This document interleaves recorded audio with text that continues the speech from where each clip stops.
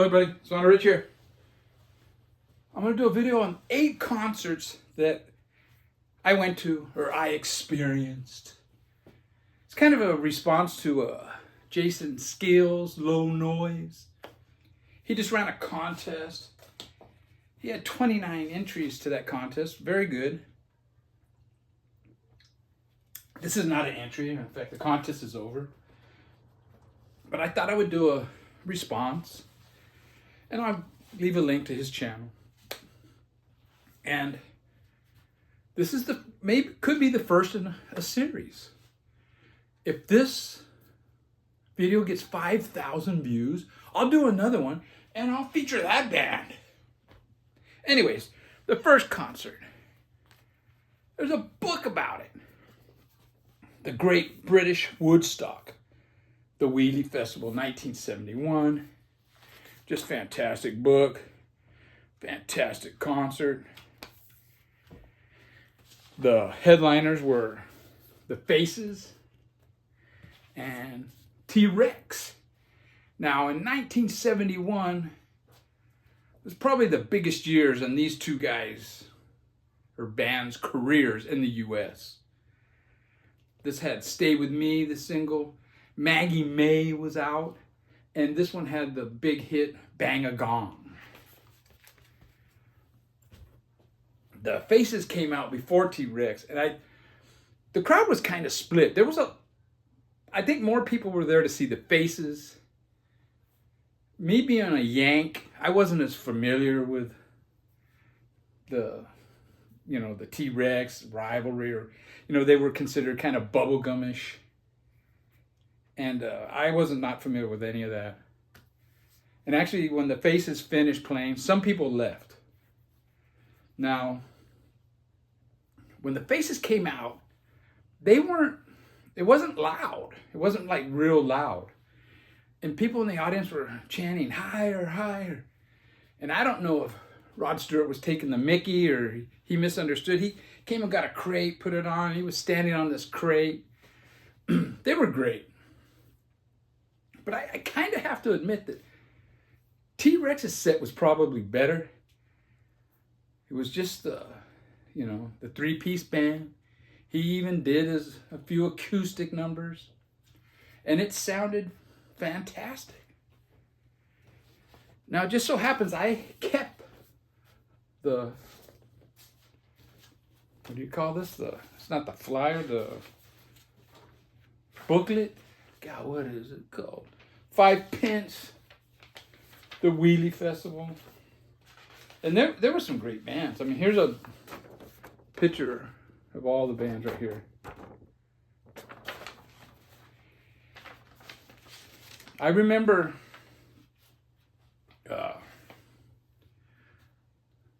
the first band that came on that was really, I think, a notch above all the others was Mungo Jerry. And they had their big hit at the time, In the summertime, was it? Or they were a notch above all the groups before them. Now, that night, this was like started Friday, Saturday, Sunday thing. I remember, I believe it was Saturday night. I don't know. I can't remember. King Crimson came on. And I was watching them. They were great. It was about the time of the album Islands. But I fell asleep. It was 2 a.m. And I remember that morning I woke up to this guy. This guy woke me up, man. Rory Gallagher.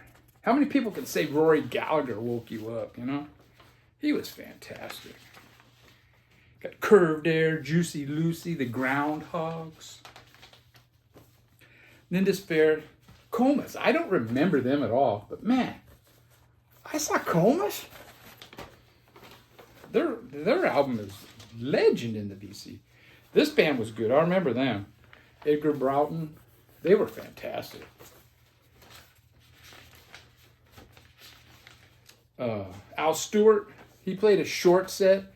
He only did that one song, like a 20-minute song, and then he said, I'm going to go ahead and leave and let the other bands come on because we're running way behind schedule. And Stone the Crows, Arthur Brown, Kingdom Come, Coliseum. They were great. I saw Coliseum 3 or 4 times when I was in England. Mott the Hoople, James Barkley Harvest. They were fantastic. They had a little chamber orchestra. And it wasn't a big stage. It wasn't very high. It wasn't very deep. It was wide. But yeah, it was fantastic. That was in 71. I think this next concert was 72. And it was Sly and the Family Stone. I saw them after There's a Riot Going On. I don't remember if this album was out yet. It could have been. Sly and the Family Stone, they took about an hour before they showed up. There was like an hour gap between bands. The crowd was getting a little restless because Sly was known for being a no-show. But yeah, they were great, man. They got it. By this time, the band was so much groovier and funkier than they were at that Woodstock set. The Woodstock set got into a really good groove, but man, by this time they were on another level. In fact, there's a story. This song here, "In Time," the first song. Miles Davis, was gonna do a session, and he goes, "I wanted you guys to hear this," and he played that song. And he told them, "I want you guys to do that." That was their only instruction. Now this next one was 73.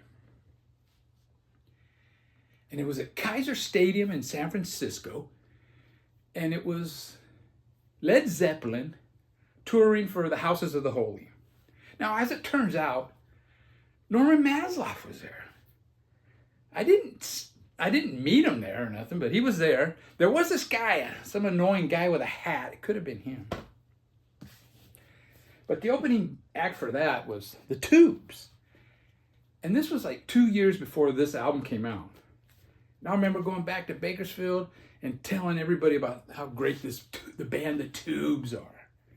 They did a great set. Then Roy Harper played. I think Roy Harper was next. Or it could have been Lee Michaels. Lee Michaels, he was touring for that. His 5th album, which was his biggest selling album in the U.S. Then Roy Harper came out and did an acoustic set. I had heard the name Roy Harper from a song on Led Zeppelin 3. But I thought it was an imaginary guy, but no, he's a real guy. I have one of his albums. And then Led Zeppelin came out and they played it was longer than 3 hours. It was close to 4 hours. Now in that 4 hours, there was like a 30-minute drum solo. But yeah, they were great, fantastic. There's a famous photo of Robert Plant with this dove on his arm. And what they did is they let out all these doves and they were flying above the crowd. And one actually landed on Robert Plant. It was a fantastic show. It was moving. Now the next one we're going to talk about, and it was quite moving. It was unlike any other concert I had been to, and it was this. Public Image at the Olympic Auditorium. This is the first appearance of Johnny Rotten in Los Angeles. They broke up after the San Francisco gig. They never came down to LA. And it was with the Plugs. I guess these and the Kipper Kids and special guests. The special guests were Los Lobos. They sang all in Spanish. It was all Spanish language. And people were throwing shit at them. Because it was around Cinco de Mayo. Okay, May 4th. Yeah. And then after they were done, they stuck it through. Then these Kipper guys, the Kipper Kids came out. And it was 2 dudes, totally nude, with just belts on. And man, the shit really started flying then. And people actually rushed on stage. And these guys ran for their life. They didn't do nothing. So because of that, they didn't perform at all. There was a gap there. And then the Plugs came on, fantastic. After that gig, I went and I bought their first album. And then Peel came on, and it was magical how good this band was. There was a point where there was this little kid, a little Johnny Rotten kid, maybe a 10-year-old, and he brought him on stage, and they were both singing together, and it was a trip. There were some really weird vibes in that hall, though. It was weird, but yeah, it was a very moving concert.